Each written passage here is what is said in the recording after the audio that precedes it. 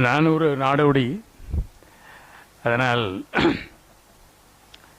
இந்த நாடோடிக்கு ஒரு விருது வழங்க வேண்டும் என்ற யோசனையை முன்மொழிவு செய்த அன்பு சகோதரி சுமதி அவர்களுக்கு என்னுடைய நன்றி.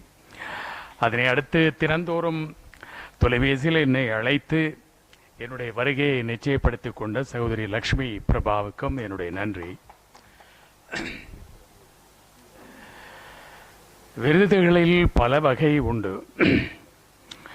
விண்ணப்பித்து பெரும் விருதுகளும் உண்டு. நம் நாட்டிலும் உண்டு, வெளிநாடுகளிலும் உண்டு.